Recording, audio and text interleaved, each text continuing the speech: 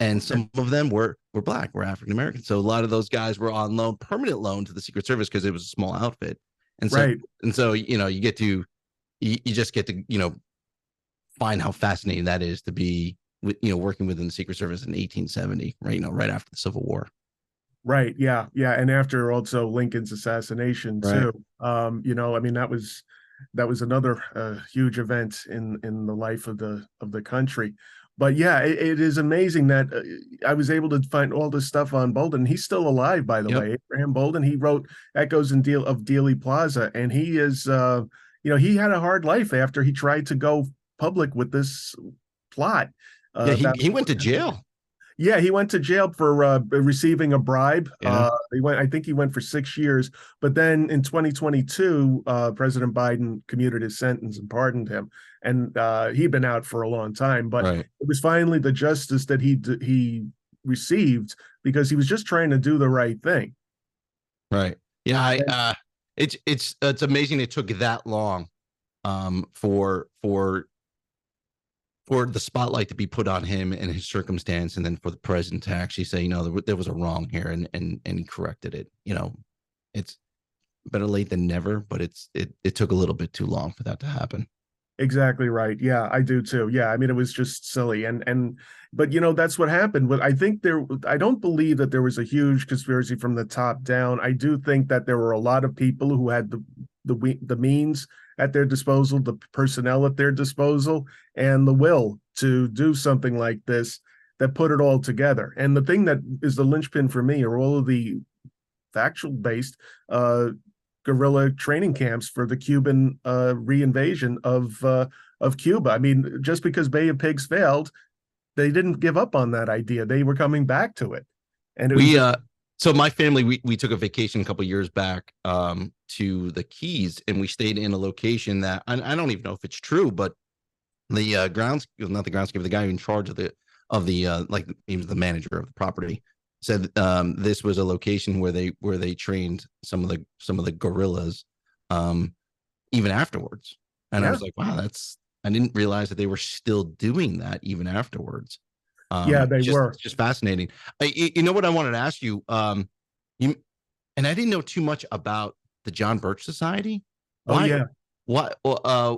What brought you to, bring that into your story?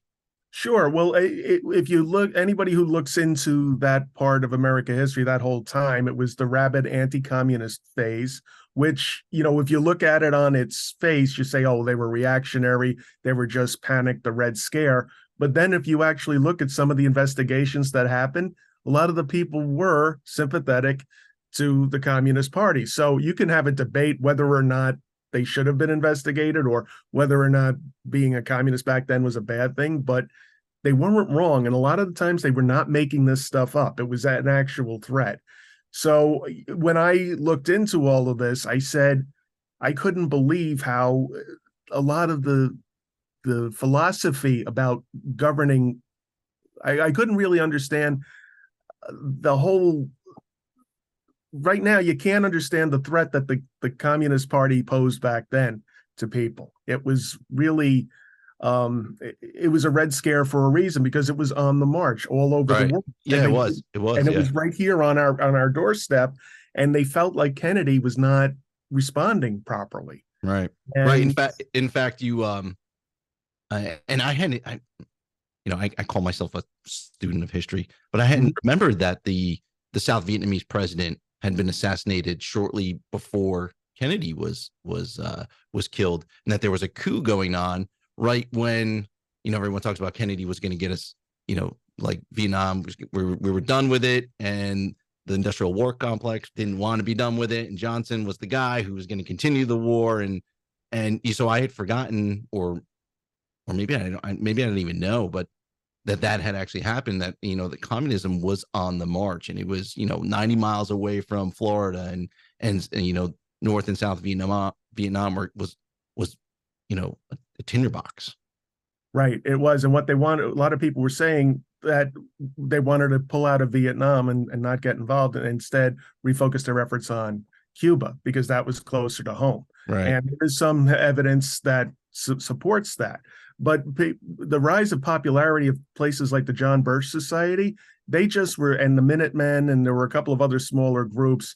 They were these hyper-American organizations that felt that we have to repel communism at all costs, and we have to vilify the people who are communists at all costs. So you did get a lot of people who were involved in that, who wound up getting mixed up in this anti-Castro, training Cubans for another invasion of Cuba. And those camps were all over the place.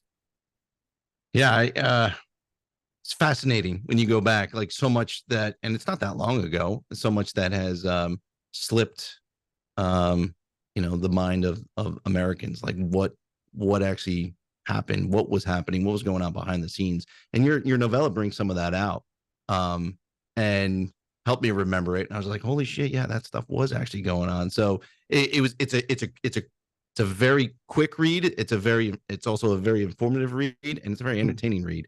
Thank you. And what I do like is you get a lot of the even the 1960s to today, the supervisor agent interactions. It's very on the mark. Like you get it. It's like Washington dictates, this is the way things are going to go, and get your ass back in the office. Right. Yeah. So yeah, I loved it. Thank you very much. Yeah, it's funny because I've met several FBI agents, current and former, and they all said, it's not like you see in the films where we come in and we knock heads and push everybody around, because as you said earlier, we need the local law enforcement to help us a lot of ways. He said, now there's wrangling back, behind the scenes about who's going to charge, where what charges are going to take precedence.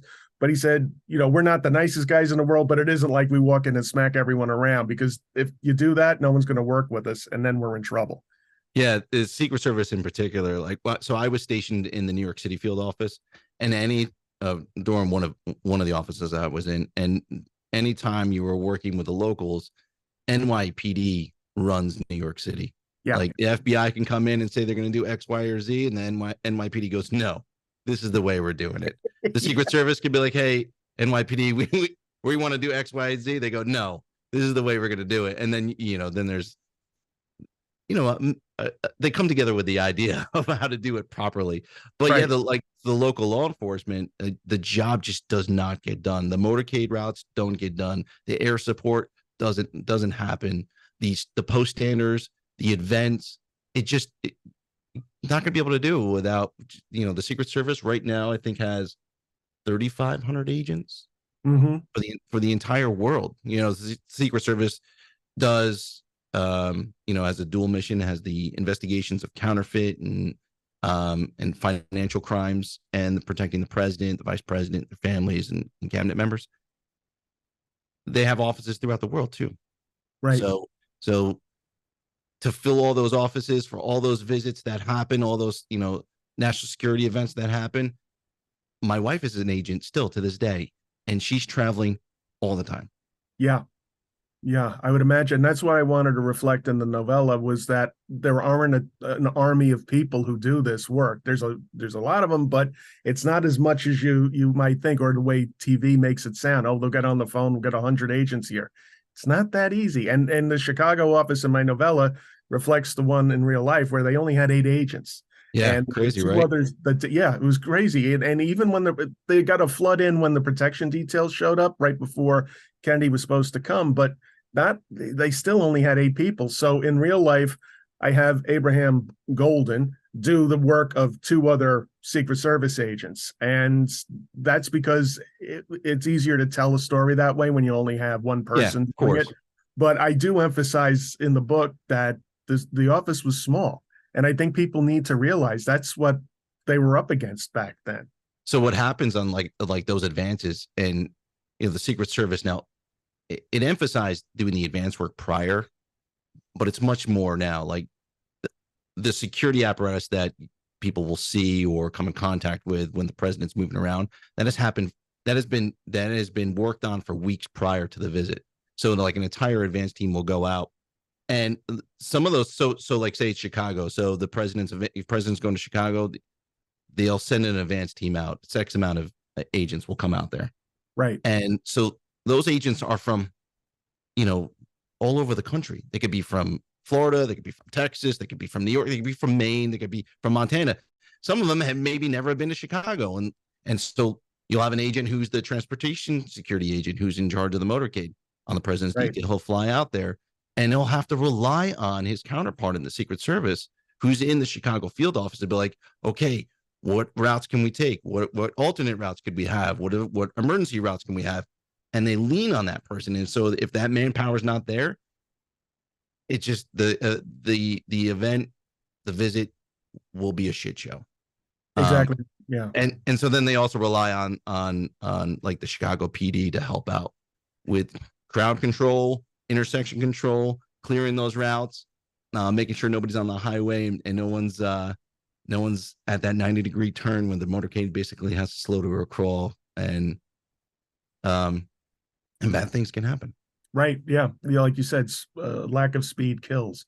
And that's why I mentioned the Chicago police, those two people in particular in the novella, because the real life people that they were based on were intelligence officers within the Chicago Police Department. Every major city has detectives that are assigned to intelligence, as Right. you know, but some of the audience might not. And they were involved in some stuff later on, as I say in the afterword of my novella, that was pretty interesting. And one of them was gone a lot because he was being trained at Langley for a lot of different things. So, you know, it's just that that's when you look into the backgrounds of some of the players. That's when you start to see things, as we mentioned earlier, that just don't add up or might add up to something else. Yeah, I didn't know that about those detectives, and I thought that was extremely like I said, there's no coincidences. That is a weird one. Just a weird, those their backgrounds. But you were talking about, so like the intelligence stuff. So the as a Secret Service agent, when you're first hired, right, you want to go to the show. That's what we call the president's detail. That's the show. Not every agent is afforded that because it's the needs of the service, just like in the military. You go where they need you. They need where if they need a body and they need to fill a spot, and you're the next guy in line, that's where you're going. And so everybody wants to do that, but there's also the vice president's protective detail. There's also dignitary protection detail for all the dignitaries that come in to foreign countries. And there was another division called the Protective Intelligence Division, or the Intelligence Division, ID or PID, that really wasn't given too much emphasis. But because of all the failures, now there has been a push over the last several decades to beef up the Intelligence Division and to staff it with tons of people to keep track of all of these threats. Because it's an intelligence division, but it doesn't create intelligence. It's a consumer of intelligence. And so it has contacts within all the different intelligence gathering agencies, the FBI, the CIA, NSA, to gather all of those threats that come in and then weed them out, send agents out to investigate. They have units dedicated to it within Washington, D.C., in other field offices. The bigger field office will have teams like New York and Chicago. That's all they do. They don't do any investigations of criminal counterfeit or financial crimes. They're just strictly doing all the intelligence stuff. So like in your story, Bolden's he's running two jobs, right? there would be a team dedicated strictly to the intelligence, and they'll watch people, they'll talk to people, they'll run down leads, and by doing that, they prevent a lot of this stuff. So like showing up and questioning someone, maybe they had a plot, maybe there was something going on, but all of a sudden now they're feeling a little heat, and maybe they don't do anything then.